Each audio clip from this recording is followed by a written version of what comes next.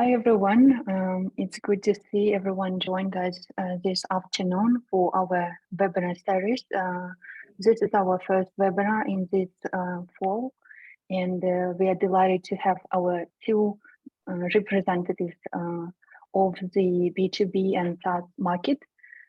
We have first representative and the founder actually and the CEO of Richie AI, and our guest speaker who is the founder of Slack growth community within B2B and SaaS, and also head of sales at the Solveo. So let me first head over to the our hosting representative, Ermek. Please, floor is yours.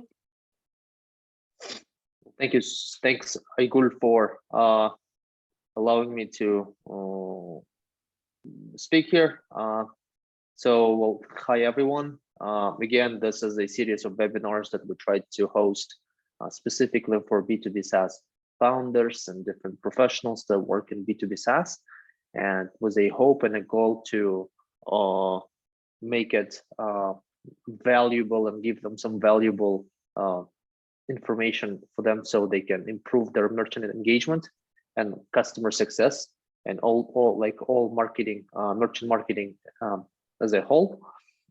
We are planning to host a series of webinars. Actually, we're scheduled until the end of December to host a series of webinars with different professionals and in the SaaS industry and marketing and customer success.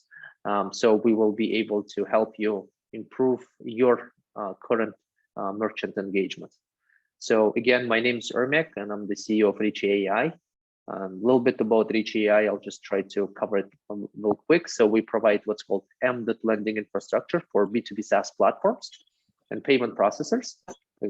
And we started Richie back in 2019 with a core mission to build a more fair, more transparent, and more accessible credit system across the globe to support like the very bright, the brightest entrepreneurs out there through data, innovation, and cooperation.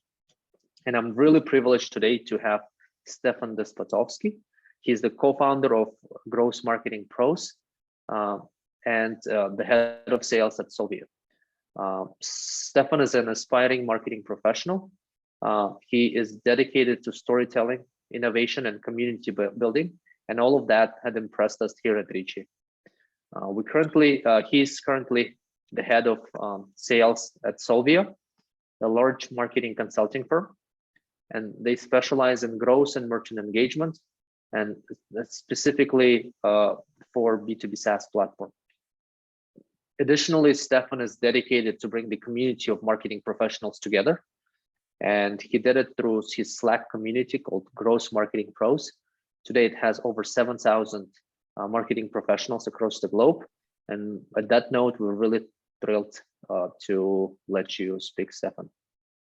Thank you. That's so kind of you, all. Thank you, Ermek. Thank you, Aygul. That were very kind words. I'm very happy to be here.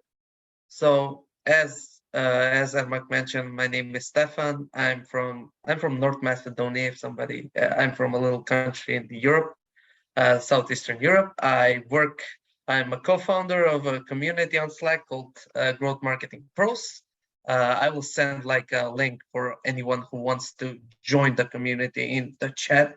If anyone wants to join, feel free. If I find the chat, so let me go for chat. So sending it on everyone to see in chat if anyone wants to join the Growth Marketing Pros. Now, I basically am also the head of sales at Solveo, which is a innovation consultancy, and in Solveo we basically help B2B SaaS companies grow and find users, retain users, and also do upselling as well, which is going to be today's topic. So I'm going to jump right in so I won't waste anyone's time. So I'm going to share my screen and I'm going to start with my presentation, which is going to be on B2B upselling. So if I think everyone can see my presentation, so let me just do it full screen here. So upselling to current customers in B2B SaaS. Now this is, I think, like one of the more important parts is we all know like acquisition is very important. Getting the first customers is always important, but knowing how to upsell and how to generate more revenue from a single customer. And I always say you have to have like the 80-20 rule, as 80% of your revenue comes from 20% of your customers. And the way you do it is through upselling through current customers. This is especially true for B2B SaaS, because B2B SaaS usually have a subscription models. And for people that have B2B SaaS, probably know that they have like either a free trial model or maybe like a freemium model or anything like that. And they have to upsell to customers. That's the way that business for most of those companies work. So who am I? As I mentioned, I'm not gonna you can see here, you can see my mail here. You can also see my LinkedIn profile. If you want to contact me and follow me, anything like that, feel free to do it. I'm gonna post them on in the chat as well after, but this is me, pretty young here and pretty slim, but this is me. So I'm gonna skip that. Let's go first to acquisition versus retention, which I think like it's an interesting topic to speak of before going to upselling, because this is kind of the root of everything. Acquisition versus retention. Acquisition is you acquiring new customers. It's like gaining new customers. Retention is focused on developing better relationships with your existing customers. So you already have the customers. How do you retain them? What do you do them? How do you increase the loyalty? How do you build the relationship with them? And that's literally upselling in a kind of sense. We will get to it, but retention in itself is upselling to customers, and I will get to that later. But you have to know the difference between acquisition versus retention, and you have to know that acquisition is not the only thing. Like I know a lot of clients nowadays really love acquisition because they really love to increase the number of customers that they have. They want to have like 10,000s, 20,000s, millions of customers, and you acquire them and you think like you're on top of the world because you have those customers, but you have to know to retain them. I have had clients that have had like 30,000 customers acquired in like 3 months, but then from those 30,000 customers, only 50 of them actually were retained and kept using their product. That is a total failure in terms of like marketing and selling, because you literally were getting customers in what we call a bucket that was leaking, a leaking bucket. Customers were entering and they were churning out. So you don't want to do that. You want to also focus on acquisition, but also focus on retention. So that's going to be that. So why is retention important? As I mentioned, you don't want a leaky bucket. And especially in B2B. B2B, you are firstly limited because you have to target businesses, and businesses are much more harder to get acquired than like B2C individuals or individual customers. B2B brands are companies that ultimately rely on long-term relationships, subscriptions, and high volume of customer loyalty to remain profitable. Usually there are some B2B SaaS, there are B2B companies that rely on one customer or maybe just 2 customers, and they build their loyalty. So their whole business model is focused on retention, getting that one customers and retaining them and keeping them for a long time, especially if you're in the high ticket sales situation where one customers can give you like 20 to 30,000 revenue per month, depending on what product you're selling.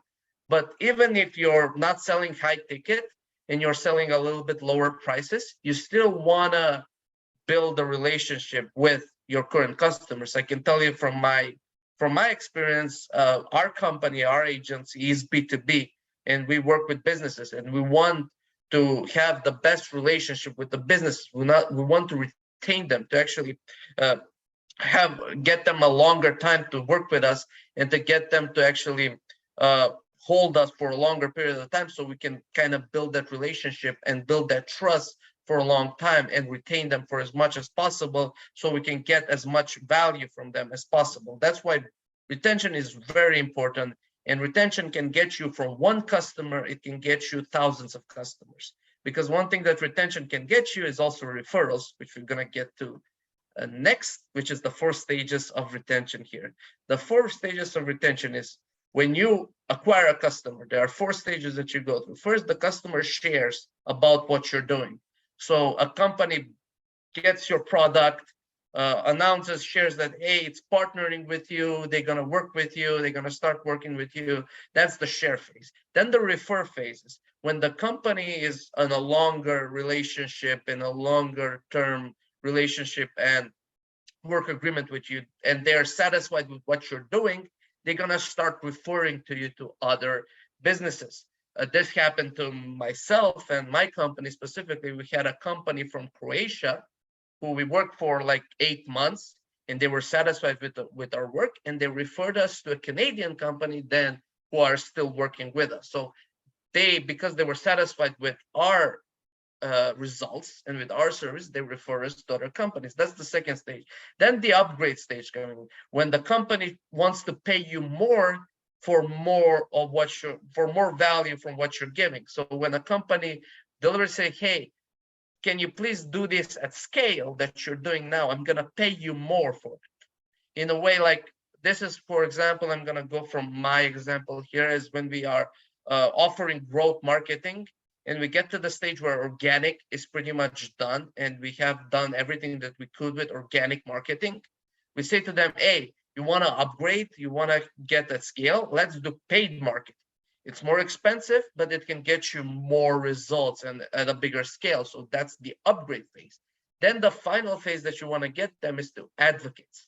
Advocates is somebody who loves you, who pretty much becomes your person who will tell everybody that you're the best at what you're doing for them specifically. Is the product that you're offering the best, and the service that you're offering is the best, and they're going to advocate you to everyone, and they're going to promote you by themselves without you even paying them any cents. Is basically the gratitude that you get from very satisfied customers. And any company, B2B SaaS, not just B2B SaaS, but any company wants to get to that point with their customers. And we're going to go to the upselling section. As I mentioned, the upselling section is the upgrade section in the retention phase. But as you saw the phases, when you upselling, you want to get the customers from one phase to another phase. So you want to get them from the first phase to the second phase to the third, and generally want to finish with the fourth. So upselling is a strategy, especially in B2B SaaS, that is designed to convince your customers to buy a more feature-rich edition of your product. So usually in B2B SaaS specifically, and SaaS in general, you have multiple levels of product. You usually have a free basic product. You have like a basic version which costs the minimum amount that you need. Then you have like a medium version, and then you have like the high-end premium version. And you want to get the customer from free to the high-end premium version so he can kind of upsell to that period of time. And that's how most SaaS works. Not all of them. There are some SaaS that have like one pricing, and they have either two pricing. Like this could be different from SaaS to SaaS. There are different situations, but in general, most SaaS has multiple sales, multiple pricings. So in upselling, you want to get them to the most feature-rich edition of your product. Now I'm going to go into examples right away, because I think examples give the most value for the audience here. And I want to present some examples of how to do upselling and what are pretty good strategies. These are not all the strategies. There's like a lot of them. There's like 30, 40, 50, 100 of strategies that you can check out on the internet and check out from other people. But these are 6 upselling strategies that I really, really love myself and I really use, and they're easy to implement as well, that any B2B SaaS can implement in their way. So the first strategy is exporting the anchoring bias. Now, as I mentioned, most B2B SaaS and SaaS in general have multiple prices.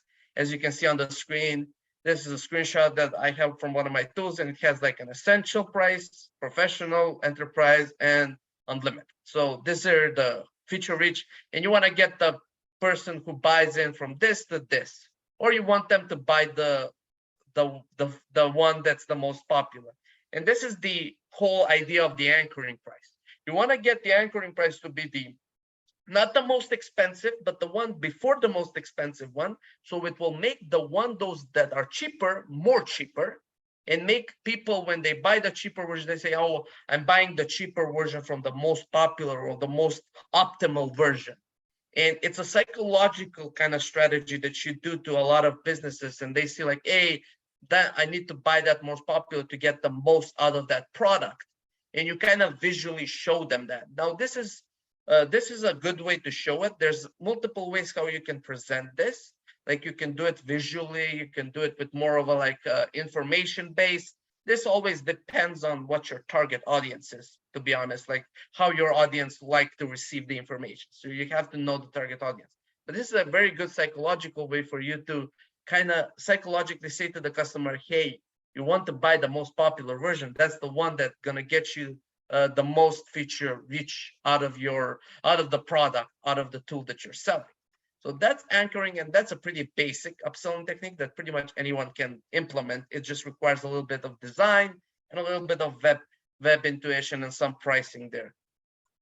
Now, next, I'm going to go more onto pricing as well, because the pricing is also very important in B2B. And I think in SaaS especially is very important. Having the right price is always like key for success. A lot of companies that I know, a lot of clients have failed because they didn't have the pricing done right. Like it's not clear enough, it's not simple enough, it doesn't show the value of the product. People are very confused when they see the pricing. They say like, what does this mean? What does this mean? What does light mean? What does premium mean? Like you have to really know how to set up the pricing in order for companies or businesses that want to buy your product enter the page. They will know what they're getting. They get the free version, they know what they're getting. They get the premium version, they know gonna get the premium product. Not just like an upgraded free product, but a premium product, a product that they really, really will have benefit and would have more features in. A lot of the times the problem is a lot of companies are stuck in the free version of the product. They have a hard time to get people to buy anything of this here. Is usually because these here are not worth it for most of the customers, and not enough features are worth it. Now, you can say like, this depends for a lot of the times which features you need to kind of have for the premium version, which you need for the free version, but you have to kind of do your research here, and you have to find out what your customer really, really wants and what your customer wants to pay for. And that's the hinge. What's your customer wants to pay for? Like in the free version, you want to give the customer what he wants, but what he wants to pay for in addition to what he wants is what you want to get into the premium version. So whenever you set up the pricing, always think about that, and always think about the customers entering and wanting to pay for something additional and giving them some additional value for what they're paying. Now, I'm going to go for the third tactic, which is called the reverse trial. Now, there's three types of trials. You have the trial, which is basically, most SaaS does that, is you have a free trial, 40-day free trial for you to use the premium feature of this product. After that 40-day trial, the trial ends and you cannot use the product. You have to pay to continue using the product. Then you have the premium option, which has like a freemium version of the product, and you pay additional for premium features. So you have a freemium that you always use, but you also have like, you have to pay for premium features. But then you have the reverse trial, which is basically a combination of both of the trial and premium. You have a freemium model where you have a free version of your product, but you can also have a trial of the premium version of the product. This is something that Slack has. For example, like Slack has like a free version that everyone can use, and you can use Slack for free and use it all the time. They won't stop you from using it. But you can have like a free trial of 2 months of their premium version, where it gives you the features of like Huddle. It gives you like different features like more analytics for the Slack group that you have and stuff like that. So they kind of have the combination of both. And the reverse trial is very good because it gives them that hint of your premium feature, but they still have the free version of the product. They never have the fear of losing the product. They still have the product, but they have like the hint of the premium features. And then you can basically, through tracking and to the way the person using it, which is gonna be one of the next tactics that I'm gonna mention, you're gonna know when somebody says like, hey, he's using the trial and he's using it a lot. That means he's ready to be upsell to. Oh, he is using the product. That means you can say that, hey, I saw that you upgraded to our free trial of our premium feature, and I see that you're really enjoying it. Like you can pay for, and you can give them a discount. You can try to approach them in different ways, try to give them some sort of leeway so you can get them to pay for additional time to use that premium feature. So another pretty good tactic that pretty much you can use immediately. It's all about changing your pricing and your business model here specifically. So next I'm gonna go is training and adoption assistance. This is something that I think a lot of SaaS forget about. A lot of businesses forget about this because you have a product that's usually a tool that businesses should use. And most people try to upsell to users by sending them emails. Like, hey, I'm sending them like discount codes, I'm sending them additional information and stuff like that. So I mean, like that works sometimes, but you want to jump into the mind of the person who's using the tool. A person who's using a tool doesn't want to go to a different platform to get his information. He wants to get them in the tool. And when you give them like an update to the product, feature update, maybe a new premium feature that you have, try to implement it in the UI and UX of your tool. Try to give them the information in the actual tool without seeming to be like something that will kind of distract them, but make it seem seamless to the user interface. Train them, like show them those features bit by bit.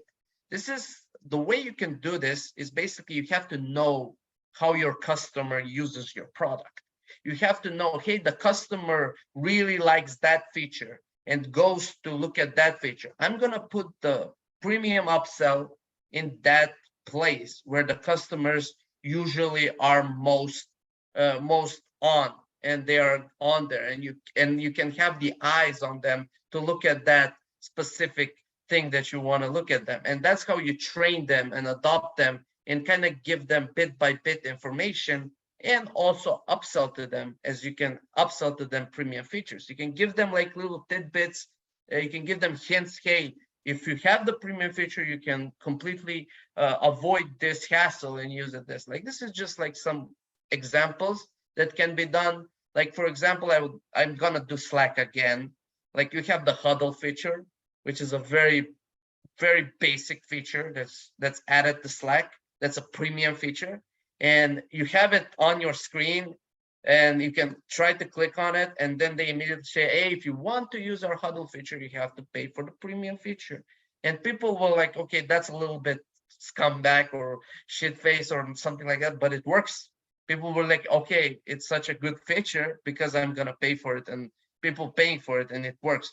So try to do it in that way where you try to add the upselling into the actual tool, into the B2B SaaS tool, without doing it on email. You can do email as well, but try to also implement it in the actual tool as well. So I'm gonna go to the next feature here, which is value-added partnership program, which is something that also is a more advanced upselling technique, something that when your SaaS business starts to grow, and you can have build partnership with other companies as well. For example, here Groove has integrations with LinkedIn, Google, Microsoft, Zoom, all other companies. And some companies upsell to that. So for example, Zoom, if Zoom decides to like partner with some webinar platform that kind of offers premium features, and you can get like some specific webinar features from that partnership that Zoom gets to do. And Zoom, like say, like if you want access to those features, if you want to get access, pay us for more, and we're gonna give them to you. And part of it, like it's about giving partners commission rate. So partners like the Zoom that they get like from the platform, and also the platform gets value from Zoom because Zoom has the customers that they can get from Zoom. So building like a partnership is very difficult in a way, but if you do it the right way, and if you find the right partners, can add a lot of value to your product without you being like the person developing that value, but the partner developing that value. You just partner up with them, and you upsell to the current customers, telling them, hey, we're partnering with Microsoft to their new like virtual reality thing, and we're gonna add the feature that Microsoft has to our product. That's a that's a thing that a lot of customers would really love, and they were like, oh, that's awesome, like we would love to use that. And they will pay for that sort of thing because they know those things cost, and they know that those things bring a lot of value to it. And a lot of the big companies do this. Big B2B companies partner with other companies to create a much more valuable product. Now, the next thing is another very important thing, and I cannot state how much important this is. Track everything your user does. Everything that you can track. Don't track too much, and don't be like a creep, but track as much as you can. Get as much information as you can about your product, about your user. If you know how your user is using your product, it's much more easier for you to upsell to them. So this is a prime example of one of our clients that has like a user trade, and you have to follow the user trade. You see like the user trade going up every month is going up, and they're completely using out the free version of their product. That means it's time for you to upsell to them, or send them a message. Hey, you're enjoying. We see that you're enjoying our product. You see that you're continuously using your product. We're very thankful for that.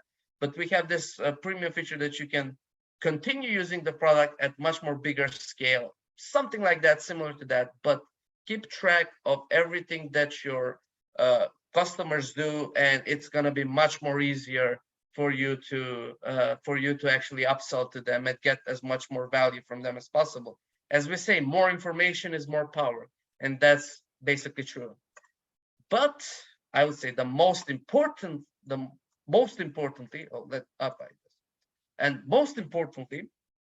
build a relationship with your clients.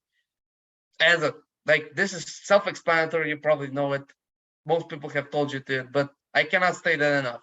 Building a relationship, having a customer be your friend is the ultimate goal for any business. And if a client becomes your friend, that means you've done a good job, and you upsell them to the max, and you get them to the advocate phase.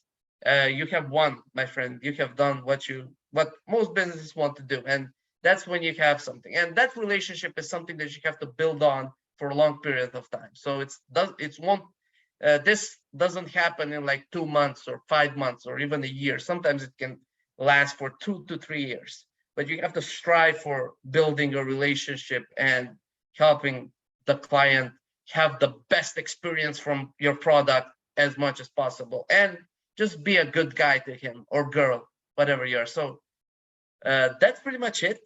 I hope everyone enjoyed it. Thank you for listening. For more information, you can visit our website. Contact me on that email address if you want to ask me any questions. We also have all the LinkedIn, Facebook, and Instagram, and in the bottom there. So thank you again. Any questions, write them in the chat, or come up to me whenever you want. So I will answer everything. Thank you again. And that's pretty much it. Awesome. Well, thank you so much, Stefan. This was super, super informative. And we had, so we will wait for a few questions. Meantime, though, I have a couple questions. We can actually finish with that little gift that we also promised to everyone who's listening today and will be listening in the future with Solveo. But also, I had the question myself. So everyone knows that basically upselling to an existing customer is much easier or much more helpful than basically acquiring a new customer. But how much do marketing professionals actually have some real numbers in mind? How much cheaper it is to upsell to an existing customer than actually acquiring a new one? Well, the number really depends. I mean, like, as I mentioned, like you have different degrees of basically what's the pricing that you're selling. Like if you're selling like $100 product and the upselling, like for example, like I'll give you like a pretty example here. So you're you have $100 to pay. A customer should become a customer if he pays you $100, and you have 10 customers paying you and get you to $1,000 profit. You have 10 customers acquired, but you can get like one customer to buy your $500, and if he buys that, if you retain them and you upsell to them to buy $500, you basically have 5 customers in one. And that's how it happens. And if you get them to the, let's say next level is 2,000, you have 20 customers in one customer. So the value of that customer becomes equal to 20 other new customers. So in a way, like why, and it's harder for you to find new customers. The customer, you have them. You just need to talk to them. You need to get them as much good experience and upsell to them, give them as much value, and then you're gonna get a much more valuable customers.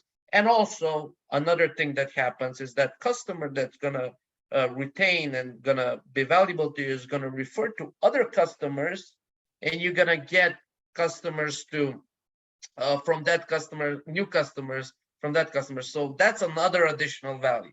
So if you look at that way, it's a lot more valuable to actually retain customer than to focus on just acquisition. Even though, like I would say, you can do both.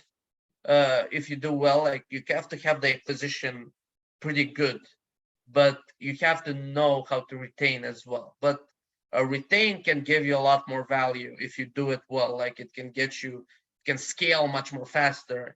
It can be much more effective. But as I mentioned, it all depends on how your pricing is and how your business model is as well, because some business models just have like, hey, it's like $5 to $15, like the $5 and $10 version. I'm like, why upsell? And you have like a $10, fix the pricing and have like the pricing be better and then upsell to customers. Sometimes that's a detriment. So you gotta, it's very different for everyone. But if you do it right, upselling and retention can get you a lot more value than just acquisition. Cool. I actually see that people had been putting questions in the Q&A bar versus the chat. So what happens if a company doesn't do customer retention and upselling? What's usual influence on the churn? Like how much does it affect the churn? Did you have any? Yeah, as I mentioned, any specific data? Yeah, I have a specific one. Not mentioning the name of the company, but this happened. Like we had a company that focused on acquisition, and we got them to a point of getting them to like 10,000 customers on their platform. But then we saw like, hey, let's see the statistics. And we saw like from those 10,000, 100 only were using the product. From 10,000, 100, that's just 1%. That means 99% of the customers are churning out, are not using the product. They just made an account and they made the free version, maybe paid once and then stopped completely. That means there's something wrong with either the product or there's not enough retention, upselling to them. Something is wrong, because you cannot have like 10,000 customers to purchase your product and to create an account, but like 1% only to actually give you, to actually continue using the product. So that means you have to find ways to actually kind of, as I mentioned, leaking bucket. You add customers, but they keep leaking out. You have to kind of fill that hole, find the duct tape, and that's the retention. That's the training and adoption. That's the UI, user interface, everything like that works like a duct tape. So you can keep customers in that bucket and upsell to them. Yeah, that's a pretty example for that.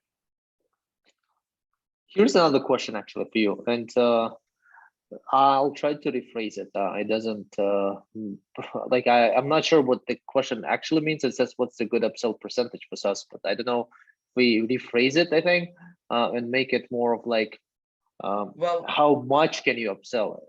yeah, probably what I think like what Igor means there is upsell percentage, how much like you have like for example 1,000 people using the free version, you want to get let's say at least 10% of them, 20% of them to actually upsell to the premium version. If you have like let's say 1,000 people using the free version, you have to have 100 of them using the buy up and pay the premium, pay the free trial version. This also depends on your costs as well. You want to cover your costs. You want to cover how much it takes for you to keep the business afloat. And to keep the business afloat, you need to have users paying you for your paid versions of your product.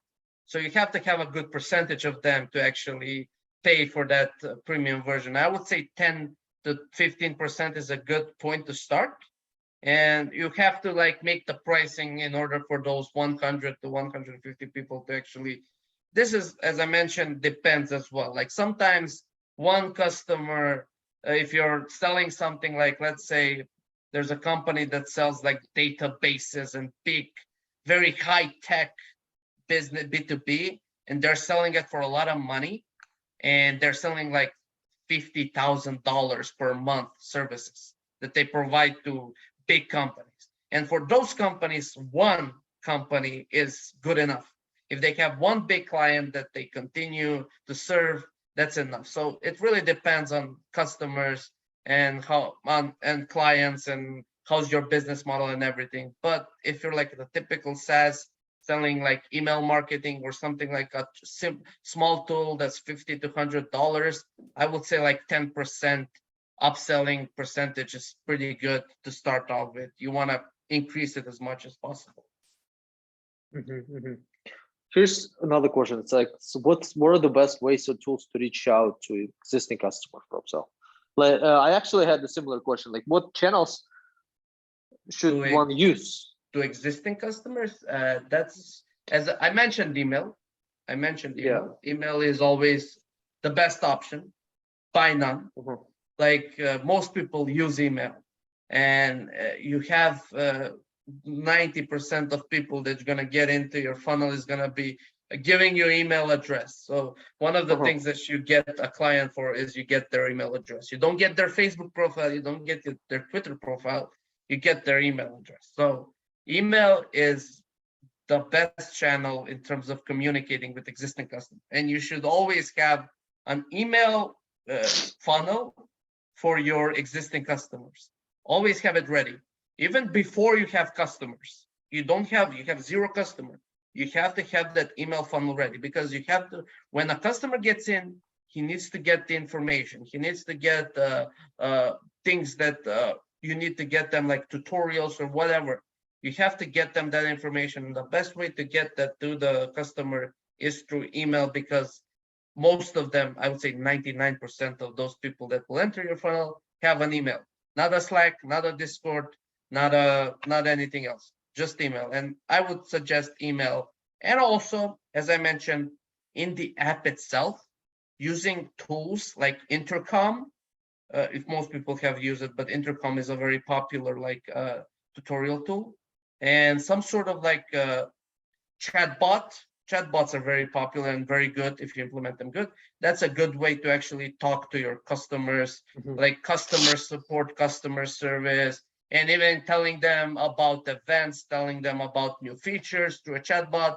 Most of the SaaS tools that I use chatbots, so chatbots is another good way. So chatbots and email, I think, are two channels that you should be using for a SaaS specific. Awesome. Yeah, without taking too much of your time, I have one question to ask then. How to upsell without being pushy? Like, lots of like, it can be a little bit annoying, when you actually I certainly find it a little annoying when I get sales calls from, let's say, Heroku. Yeah, usually if it's annoying, then it means that don't do a good job. Usually if you're a salesperson and you're upselling, not just a salesperson, a founder, somebody who wants to upsell to somebody else, you always need to be this especially to customers. For potential customers, like acquiring them, you can be like a little bit more pushy because they're either your customers or they're not. So you're not losing anything there. You don't have the customers, you just want to acquire them. So you can be a little bit more pushy. But for existing customers, you have to be careful. You don't want to piss off a customer that's very loyal to you. You don't want to get to the bad side of a customer. First, you're going to get bad PR. You're going to get bad reputation from it. So you don't want to get that. You want to be discreet and you want to be polite. You don't want to rush things.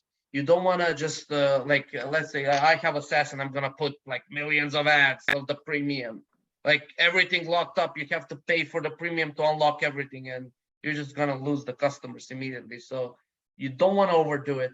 You want to be discreet. You want to have, as I mentioned, the whole training adoption thing, as you want to implement the upselling in the UI. So when you're developing the product, the upselling should be implemented with the user interface so that it kind of flows. It kind of flows, that people are not being annoyed by it. It's something that makes sense to them. They say, oh, that makes sense to me. And you have to find that way. And the way to do it is you have to test things out. You have to test the product multiple times, see what works, see what doesn't work, and just find the best way to do it. And try not to be annoying, just not to be annoying. Don't piss off people. That's not a good idea, especially for retention. Totally makes sense. Totally makes sense. Well, can we do another question here? If you have the time, I have the time. If you have time, then awesome. Yeah. So what about how not to get overly how to say, like, let's say you have existing customers, but you also constantly need to bring new customers. So how much of your effort should you put into basically upselling your existing customer base versus like on your actual outbound sales and bringing new customers? And I would think that it's probably depends on the business, but what's your take on it? Yeah, it depends.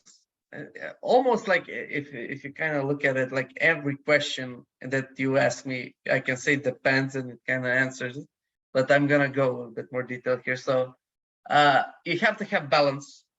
You cannot just rely on current customers.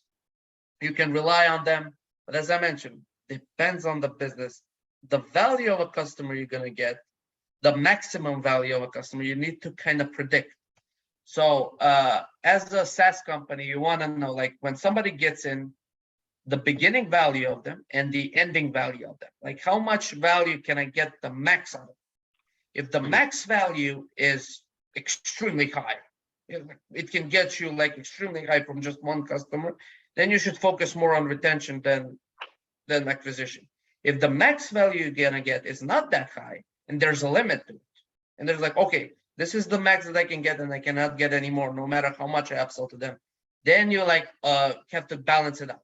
And some B2B SaaS are really reliant on just bringing new customers and having a high volume of customers then. But as I mentioned, you have to know the max value of one customer, and you have to have that kind of predicted and calculated before you even sell to somebody, because that's gonna kind of show you, hey, if I can get as much value as I can from one customer, then I should really focus on retention.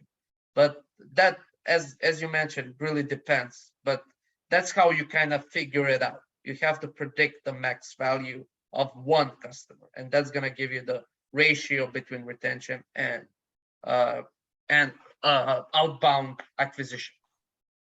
That's actually a very good insight. Yeah, so I would think of it the same way. And yeah, on that note, just wanted to thank you again, Stefan, for your time. This was super helpful, super nice. We will share the video with like on our different channels. And I know that you prepared a little gift for people, so would love to hear from it.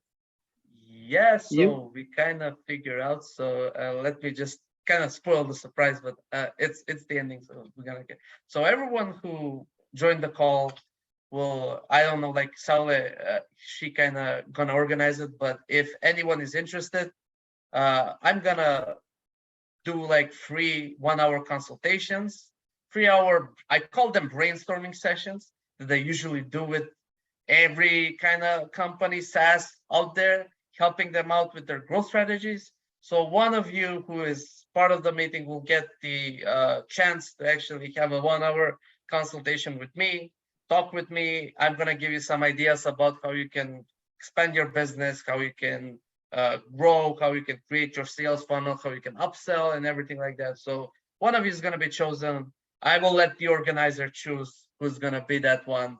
I'm gonna just put my LinkedIn profile in the chat. So if anyone wants to contact me for additional or wants to have more, I would say something to ask me more, feel free to contact me. I put it in the chat.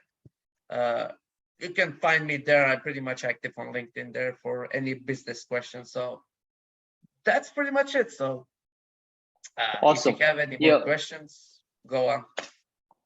Awesome. Well, thank you so much. Yeah, we will have someone. We'll have Saule actually, I think, figure that out about the gifts. We on that end, we also wanted to provide a gift to those who actually was able to see through the video towards the end. So we will also honor like a 1 month free of our subscription fee if anyone wants to join, which also includes up to 1,000 in commission revenue that we will be basically not withholding. So basically it will all go back to the platform if when they sign up. So we will make it commission free on our end for them for the first 1,000. On that note, Stefan, well, thank you so much. This was really awesome. We would really love to share this. Well, thank you again. Thank you, Aigur. And yeah, and nice talking to you guys. Thank you all, guys. We'll keep in touch. Alrighty. Bye-bye, everyone. Bye-bye. Bye. Bye-bye. Oops.